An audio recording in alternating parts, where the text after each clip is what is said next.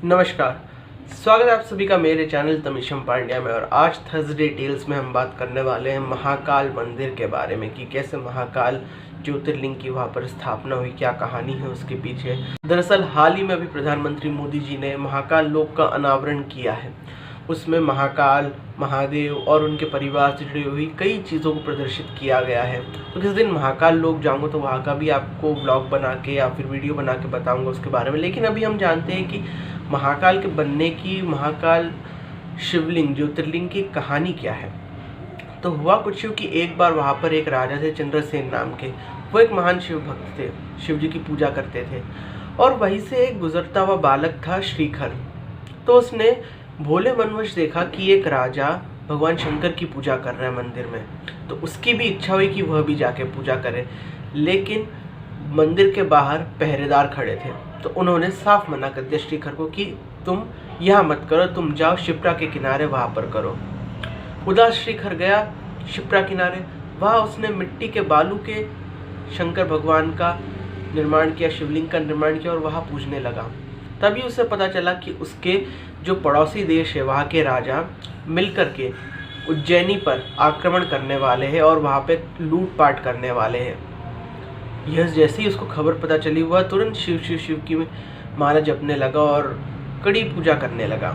यह बात जैसे ही उसके पिता को पता चली और पूरे देश में पहुंची, तो सब भगवान शंकर की पूजा करने लगे।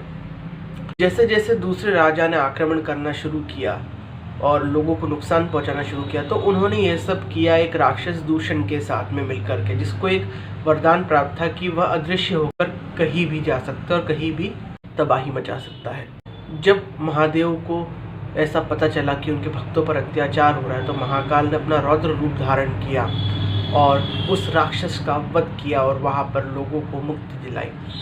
जब भगवान शंकर ने उस राक्षस दूषण को मार गिराया और वहाँ पर सुख शांति फैली, तो श्रीखर और उसके पिताजी ने भगवान भोलेनाथ से, महादेव से ये प्रार्थना की कि वह इस नगरी में बस जाए।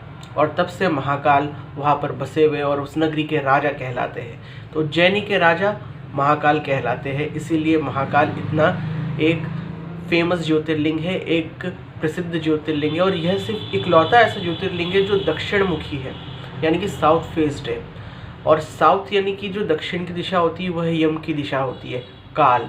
तो कालों के काल महाकाल शंकर भगवान, और इसीलिए इस ज्योतिर्लिंग का एक अलग ही महत्व है। जैसा कि हम सब जानते हैं कि उज्जैन में और भी कई मंदिर हैं और कई स्थापत्य के एक अनेक उदाहरण हैं, लेकिन ज्योतिर्लिंग जो महाकाल है उसकी एक अलग ही आभा है, उसका एक अलग ही ऑरा है।